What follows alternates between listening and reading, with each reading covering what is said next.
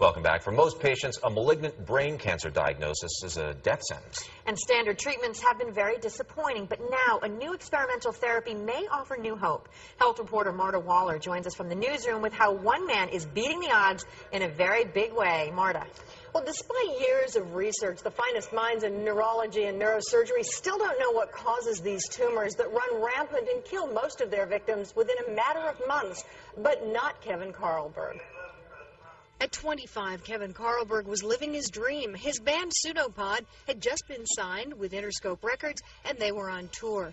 But at a stop in Fort Collins, Colorado, Kevin suddenly was very sick. The elevation made the tumor in my head that I didn't even know existed swell up. Horrible headaches, horrible nausea.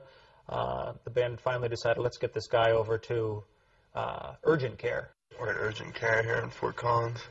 Disasters. Kevin has been stricken by a terrible illness. There's been suspicions it could be altitude sickness. The doctor could see from the initial scan Kevin had malignant brain cancer. He was given the choice of staying in Colorado or going home for treatment. But Kevin's first concern? Oh my God, what am I going to tell my fiancée? It was never, you're going to die.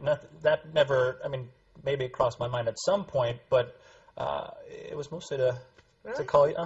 Kevin and his fiancée, Merritt, were scheduled to get married in 2 months, and Merritt immediately got to work on finding the best doctors and sorting out insurance.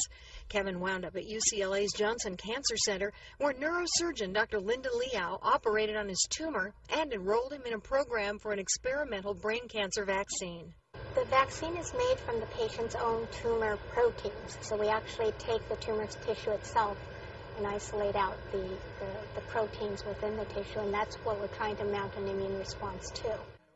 After successful surgery, Kevin underwent radiation, chemotherapy, and then had 8 injections of the vaccine made from his brain tumor, plus 4 booster shots. Today, 5.5 years later, Kevin has shown no sign of tumor recurrence. I never wanted to know life expectancy, which I have come to know now is anywhere between, I think, half a year to a year and a half. And so it is a miracle and a success story to be here at 5.5 years later. Kevin and Merritt went ahead with their wedding as scheduled. Merritt says she never had any doubts about Kevin's survival.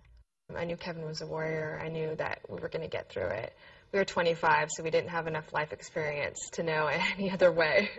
And the ultimate measure of their optimism about Kevin's health? 3-year-old Lyric.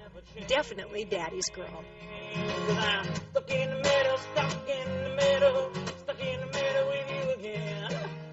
We figure, hey, if we can beat brain cancer and do everything else, we certainly can have a child.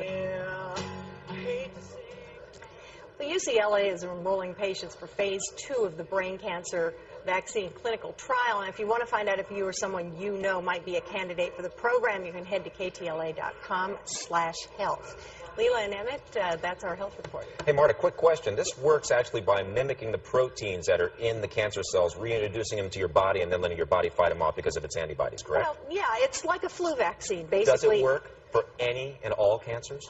Well, no, right. Well, it would have to be tailored, and it is specific to this particular tumor, and it is each patient's tumor is taken, and a vaccine is tailored to that patient.